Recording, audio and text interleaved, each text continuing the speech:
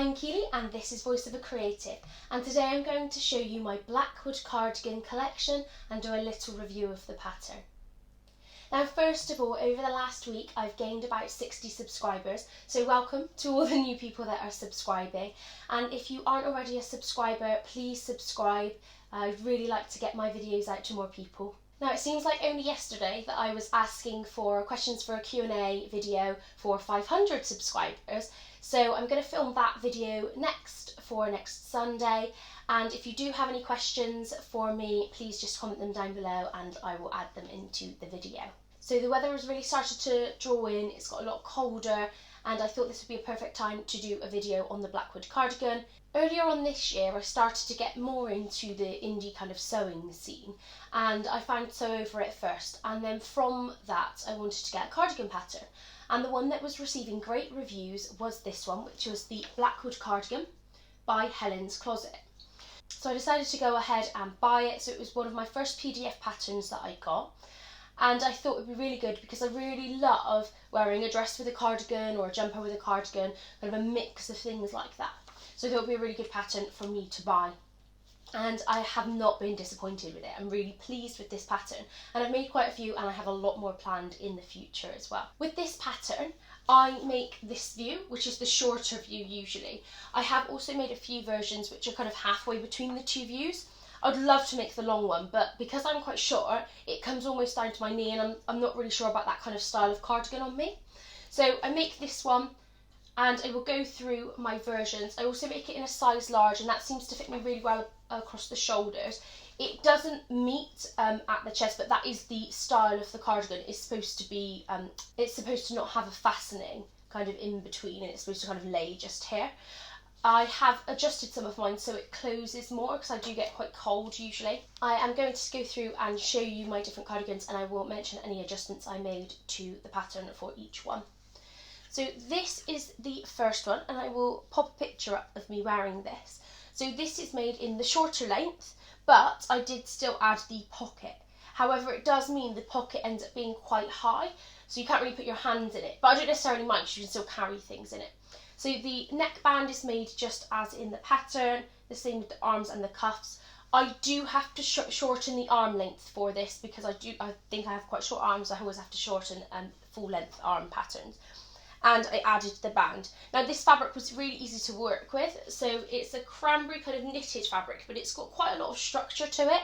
And the pattern requires you to add some top stitching to just flatten down the neckband, and that was not a problem at all with this fabric. I think I got it from my local fabric shop, which was the Nylon Shop, and this is really cosy. I've not worn it loads because I think I made it and then the weather started to get really hot.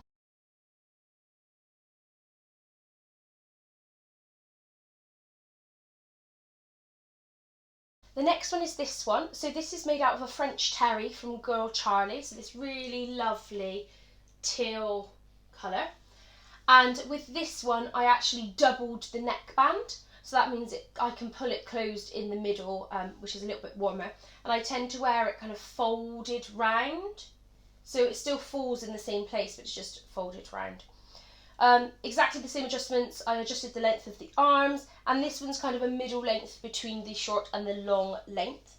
Again, the top stitching wasn't a problem at all with this fabric, it's quite structured, but I didn't attempt to add the pockets on because I'd had problems with pockets on my other two versions, and so I didn't want to ruin this one by trying to add it on and creating holes in the fabric potentially.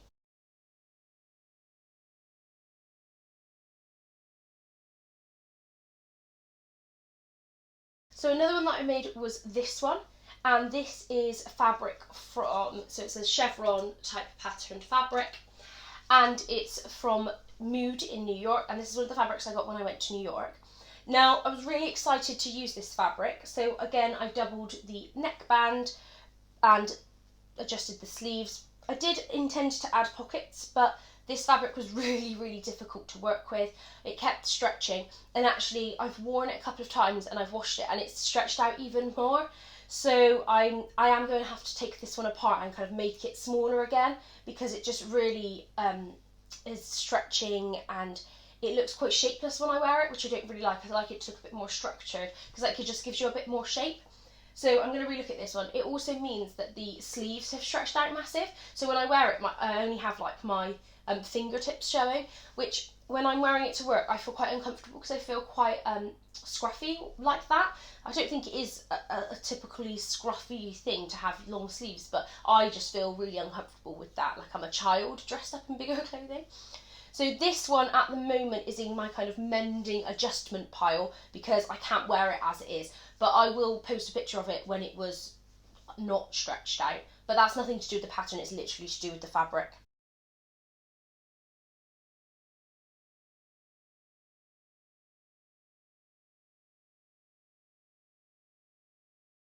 And the last one is this one. So this is from grey rib fabric, and it's a salt and pepper knit, and that was from Like So Amazing. Same adjustments, I adjusted the sleeves. I made this neckband even wider, so I think this is 3 times the neckband, just because I thought it would look really nice in this drapey fabric. And I didn't add the pockets on. I didn't think they would really work in this fabric. I thought they would stretch a little bit too much. But I don't necessarily mind not having the pockets within this. And again, I wear this kind of wrapped over like that. And this one is a really cosy one to wear as well. So general adjustments that I made to every pattern was the length of the sleeve. So I literally cut off a couple of inches, I think it was, and then added the cuff on. I did go through quite a bit of trial and error with that to get the right kind of length, because I do want it to kind of sit just on my hand like this jumper does here.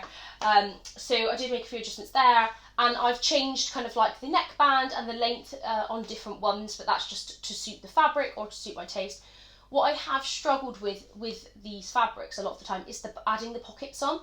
So it's a patch pocket, so you sew it onto it, and then it gets joined at the bottom with the kind of waistband, or the band that goes around the bottom.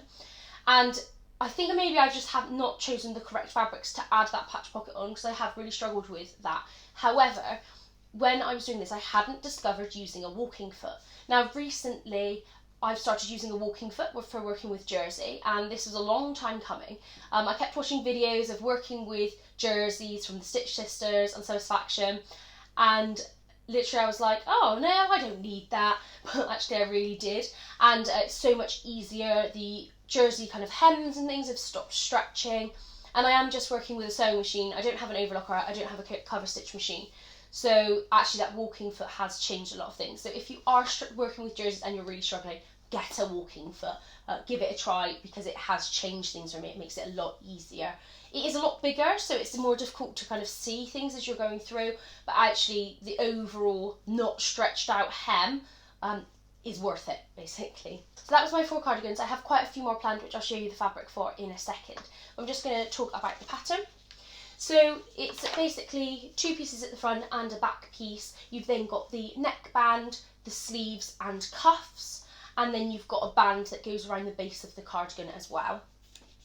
You've obviously got your 2 views. You've got your shorter view and your longer view.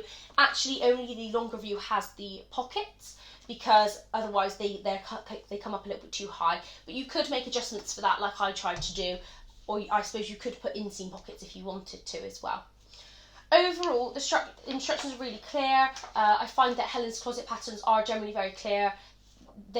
If you are a beginner with this, I think you would be absolutely fine. You know, it's easy enough to cut out the pieces, and actually the sizing is quite on point, I think. So I made the large version, and that fits me really nicely. I like how it fits my shoulders and things. Really clear kind of illustrations and things throughout as well, so that's really good. From cutting these out to actually finishing them, I feel like they take me about an hour and a half, according to how tricky the fabric is. And obviously once you've made one, you're probably going to make the others in kind of the same size, so actually you don't need to spend too long on fitting with this. You know, you make your first one, you might buy a cheaper fabric to do that just so you get the right size, and actually then you're gonna have a really lovely cardigan pattern, which I'm really pleased with as well. Now the colder weather has started to draw in, it has really made me think about kind of autumn sewing plans, things to make for autumn. And I do still own quite a few cardigans that are ready to wear. So actually I'm not needing to add that many, but what I've noticed is I'm missing cardigans that would go with my navy dresses. So over the last maybe 2 months, I've decided that I'm going with kind of a navy colour scheme in my wardrobe. And it means that everything kind of has to go with that. So I've kind of gone away from blacks and darker greys, and actually now I'm working more with navies and blues and colours that go with that. So I've realised that some of my cardigans that I've got actually don't all go with the navy. They're more for wearing with black items, which is fine. I've still got those in my wardrobe, and I'm not saying I'm not going to buy fabric that is that colour, but actually it means I need to make some more cardigans that go with the navy. I'm going to be using these fabrics. So this one is a dark green knit, and this is a really fine one. I am actually wondering whether it's going to work with this pattern because it is so fine and really drapey. So I might give it a try, but I'm not sure because I think it might stretch out like the chevron fabric did. So this is another one from Mood in New York. So I've saved it. I think this is 2-3 years that I've had it. And I would really love a cardigan like this, but I feel like maybe a waterfall cardigan or something might suit better with less stitching. So that's one that I hope to use. I've also got this fabric. So if you watched my Japan sewing haul video, then you will have seen this. And it's actually got these little pockets, and I was considering to make a jumper with this, but now I'm wondering if I should make a cardigan because I think it would look really cute. If I can find this kind of cream colour or a navy that matches it for the neckband and maybe the cuffs, I should be using this one, otherwise a jumper, but I really want to use this one because it looks really cute. I love the little frills on this. Then I've got this one. So this was always intended to be a cardigan, so it's a teal fabric with the kind of knitted effect pattern on it, and actually this one's going to be perfect. I bought it because I wanted to make a Blackwood cardigan, and I think this would look really nice with blue dresses underneath. I think that would go really well. So yeah, that one's going to be a Blackwood cardigan. And the last one is this one, and this is a fabric that I got from Butterfly Fabrics when I went to Cardiff a couple of weeks ago, and this is a tubular knit, so it comes in a tube, so it should be wide enough. So there's a really lovely green colour, and I think that again that would look really lovely against blues. And I haven't been able to find any green cardigans this colour like to buy, so actually I'm really looking forward to making that one. So I think the two that will definitely get made are these, and then I'm going to look at how I can make the other ones as well, just because I would love to have more Blackwood cardigans in my wardrobe. I'm filming this on Sunday morning. I'm hopefully going to upload this video today. I am struggling a little bit with the light at the moment. So when I get home from work it's dark, and then I've only got weekend hours, and I am wondering if it's a little too dark in the video today. I am looking into lights, so if you've got any recommendations for lights for filming, please comment them below. But I'm really sorry if it is a little bit dark or you can't see things as well as you normally can. It's just because of the natural light outside isn't as great. It's quite overcast and rainy, so really sorry about that if that is the case, but hopefully I'll change that soon when I get a light for my videos. Thank you so much for watching. If you liked the video, please press the thumbs up and subscribe if you want to hear more from me. Goodbye.